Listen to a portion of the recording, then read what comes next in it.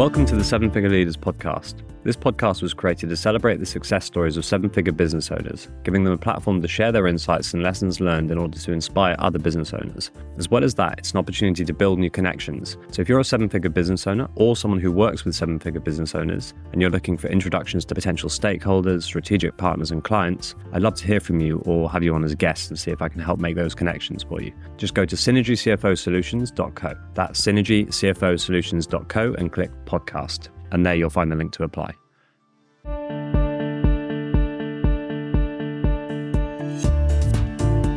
Welcome. And today we've got Lien de Pau from The Big Exit. Welcome, Lien. Hey, thank you so much for having me on the show, Tom. I'm looking forward to this conversation. Pleasure to have you. So, best place to start, why don't you give us a little bit of background as to kind of who you are and what you do? Yeah, absolutely. So I'm the founder and the CEO of a company called The Big Exit.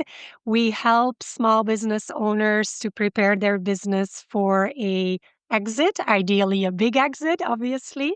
And so we help them to maximize or do the things that are required to maximize exit value. Basically, we come in often a couple of years before small business owners actually decide to sell because often requires a few strategic and operational changes to prepare for a big exit. So that's what I do there. And I'm also a Forbes contributor. I write for Forbes.com specifically around small business strategies and growing your business towards an exit. That's what I do as well. And I'm a very proud mother of 2+ children together with my partner. And that's a little bit about me. Okay, brilliant. Well, there's a lot we can dive into there. So, best place to kind of start is perhaps to get a bit of an understanding as to your background and what you did prior to this and how you got into what you're currently excuse me, what you're currently doing. Yeah, happy to share. I've been an entrepreneur for 15 years. The Big Exit is my fourth venture in those 15 years. And I always say the reason why the Big Exit came about is a very personal story. I always say that as a small business owner, I kind of, after 15 years, know how to start a business and grow a business and see an opportunity in the market and like build a team around that and do all of these things. And I think most small business owners, that's the journey that we go to. We might do it once in our lifetime with one business, and some people as entrepreneurs, they do it a couple of times in their lifetime. But a couple of years ago, I did an investment round for one of my businesses. And I constantly got the question from investors, what's your exit strategy? Now, I had been in business for more than a decade at that time. And you wouldn't believe this, Tom, but I didn't know what an exit strategy was, let alone how to answer that. And I thought, wow, how is this possible that I have been in business for so many years and achieved all these things and had all these accolades and, like all of these things, yet no one seems to have had this conversation, or I haven't had this conversation with anybody around like exit strategies and preparing your business to potentially sell it, whether it's partly to an investor or multiple investors, or whether that's 100% to a buyer who wants to take over your business. And I started having conversations with my business owner friends around this as well. And I was like, what do you know about these things? And I came to realize there is a massive knowledge gap when it comes to building a business that you can sell at some point. We have lots of conversations at small business owners on how to grow your business, how to scale your business, how to start your business, all of these things. There's a lot of resources out there in terms of knowledge and support and services that help us on that journey. But when it comes to exiting, there isn't that much. There are obviously brokers and financial advisors and exit planners who help you on that journey. But when it comes to like just being very well prepared multiple years in advance and having these conversations with, trusted people, mentors, other business owners. There's really a massive gap there in the market. And that's how the big exit came about. I was like, there must be more people like me who have been in business for a very long time, are successful doing what they are doing, but have never really thought about, can I one day sell this business? Yeah. Okay. So what would a good exit strategy look like, or give us some examples of what an exit strategy could look like for a business owner? Yeah. So the main thing here is the best thing that you could do is look at your business from a buyer's perspective. Because a buyer wants to buy your business because it's an asset. It has a certain value to that buyer. You could look at your business as a house, very similar, right? It has this certain value. The more you maintain your house, the higher the demanding price can be when you put it on the market. If you don't maintain your house, there's no love in your house, you haven't painted it in years, the facade looks really shitty, and like there's water leaking through the roof, it's a tough sell. And even if you can sell it, it's probably not going to be for the amount of money that you would like to sell it for. Um, so that's kind of like the main thing that I always say to people: look at your business as an asset. And then the biggest question is, can your business run without you? There's a thing in the space of merger and acquisitions, in the M&A space, we call it owner dependence or owner independence. Can your business run without you? What happens if you take 4 weeks off or 3 months off? Is your business still going to operate? Or is it basically going to go bankrupt within those 3 months because no one in your team can make any decisions? No one in your team has, any authority to keep the business running. And the more your business is dependent on you as the owner, the more difficult it's going to be to sell. And the more likely you won't be able to sell it for the amount of money that you would like to sell it for. There's much more to it than that, but this is one of the key things that we see for small business owners, particularly. They are the business, which makes Yeah. it really difficult to sell it. Yeah, I would definitely agree with that. And depending on where you look, you get slightly different stats, but fundamentally painting the same picture around the percentage of businesses put up for sale that actually sell. And as I said, depending on where you look, it's somewhere between 80 and 90% that remain unsold. Yeah, so the data shows, and this is across the board, UK and US, but roughly the data shows that 9 out of 10 businesses that are being put on the market for sale, they don't sell. So it's a very slim chance that you will sell your business when you put it on the market. That being said, there are so many businesses that never get put on the market in the first place, where the owners just decide to close the shop, basically. So if you look at all of the businesses that could potentially be sold, the chances of your business being sold, let alone for like maximum value, is very, very, very slim. And if you do not prepare for it, then it's very likely you will not be able to sell your business. And by the time you realize that, you probably don't have the energy or the stamina or, like the drive anymore to make the required changes in order for you to be able to sell it as a small business owner. And this is what we see a lot. Yeah. Yeah, and I can definitely relate to that with the clients that I work with. Very often you'll look at them and when I first start working with them, they'll say that they want to sell in say 3 years or whatever. But they don't really understand what's actually driving the value of their business. And when you kind of dive into it and you get clear on what's actually going on, uh, profit margins aren't where they need to be. Cash flow is often tight. They might have a dependency on a few key customers, and the business will be almost entirely dependent on the business owner themselves. But because they hear of people at the golf club or wherever it is selling their business and doing really well, they just assume that that's something that they can choose to do as and when they feel like it. Um, 100%. Yeah. And I think to relate to that, when we talk about sellability of a business, we can also, or we should also talk about value of a business, right? And this is one of the things that we see a lot. It's like, oh, my neighbor sold his business for this much. Or, like the lady I go to golf with every Saturday, she sold her business for this much. And we kind of use that gut feeling in comparison or in combination with what we have heard in the grapevine as like what we think our business should be worth without knowing any of the ins and the outs. So often, what happens when a business owner seriously starts thinking of selling, that it is very likely that they will overestimate the value of their business. So there's not that much statistics around it, but if we look at our valuation tool, for example, where we check how much a business is worth versus what the owner actually think it's worth.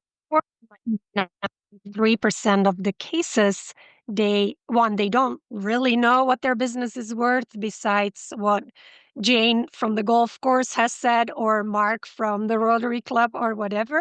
And very likely they totally overestimate what their business is worth. And, Tom, I mean, we're still quite young. But when you're in your 60s, you've been building this business your whole lifetime. You assume that this is going to pay for your pension for the next 30 years ahead, and not only pay for your pension, but maybe, enjoy a little bit of an upgrade on your lifestyle as well, and maybe pay off the mortgage and buy a second home or something like that. It's a very cold shower when you come to realize the business is worth 300,000 whilst you thought it was like 1.5 million, right? Absolutely. Yeah, absolutely. So you said two things that a business owner needs to focus on. Obviously, there is more to it, but you can break it into those two things that you mentioned. So one is maintenance and the other is owner dependency. What does maintenance mean? And what does that break down into? Well, there's a lot of things that go into that, but it's kind of like how well are your books in order? Messy books, messy accounts, not a great sign for a business buyer. Like they don't want to have anything to do with it. They don't want to buy risk. That's the main thing. That's what you have to keep in mind as a business owner. Buyers don't want to buy risk. So if they see messy financials, it's not a good sign of like trustworthiness and maybe some, skeletons falling out of the closet at some point. So that's one of the things, like just have clean books, nice books, everything recorded there, very straightforward.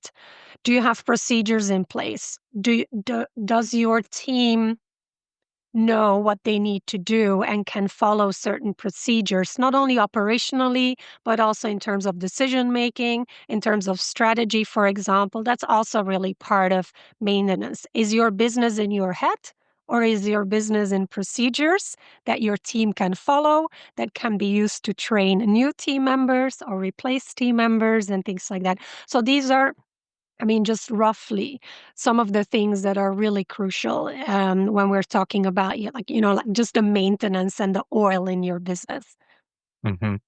And naturally, obviously, it means keeping it all in one place. So it's well documented, kept in the same place, so that as and when you do get to the stage where somebody's interested in learning more about potentially learn more about the business, doing their due diligence, and actually moving forward with an acquisition, they can actually find the proof behind what you're telling them about the business.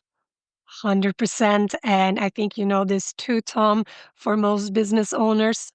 I- We are creative people. We love to, seek out opportunities. We, like love to make deals with clients, all these things. Paperwork, procedures, contracts, all of these things. Mostly not our zone of genius for most small business owners, but it's so crucial when you're, like getting yourself ready and getting the business ready for a sale, having all of these things in place, having a lawyer look at your contracts and the transferability of your contracts, stuff like that. I think when I ask business owners about, like structure and repetition and consistency and, like all of these things, they absolutely, they're like, just kill me now. I don't want to hear about it. but it's so crucial that you get these things in place. And if it's not your thing to do, just have somebody on your team to help you start collecting all these pieces of information, all these documents. It will show where you have gaps. There are a lot of business owners who have worked with suppliers for 10, 15, 20 years and have nothing on paper. If, like a business buyer sees that and this is an important supplier of your business, it has red flags all over it, right? Because there's no transferability. You could say, as the owner, yeah, but I've been with this supplier for so long, like you can just continue the relationship. But that's not true. If it's not on paper, if it's not on contract, if there's no transferability of that, then that's a huge risk for a buyer. So, but as I was saying, for most business owners, it's not something that we love to do, gathering all of these pieces of information. But trust me, you have to do it, whether that's beforehand, when you still have a lot of time, or during due diligence, when you don't have a lot of time and you can't rectify any of these things. So we advise our clients during the preparation years before selling. That's one of the things that we advise them to do is gather all of these pieces of documents that they need, because you honestly don't want to do it during due diligence, because if stuff is missing, you can't rectify it. Yeah, and the other thing that I've seen happen quite a few times is that the the seller tries to find those documents during due diligence, and then additional things are found, which cause the deal to fall through, or it just delays the whole process. And time Yeah. is the number one killer of deals a lot of the time. Exactly. And I think there's also that trust piece to it as well. Like one of my friends' clients did a very quick exit process. The due diligence took only a couple of weeks, which is rather exceptional. But one of the things that she said that made this go so fast was, she's like, I had all of the documents already there for years. And it was just like, here it all is. Have a look. She knew everything was there. She knew there were like no skeletons falling out of the closet. And she said one of the things that happened, one, it speeds up the process, but it gives the buyer a feeling of trust. You tell them the things are there, they go and look, and they are there. That's such a great experience from a business buyer's perspective. And then they're ready to move forward relatively quickly, because there's that trust piece that is so crucial when you're making a deal and where you're in that process of the deal making in itself. Absolutely. And then the other point that I just wanted to touch on was that you said removing owner dependency.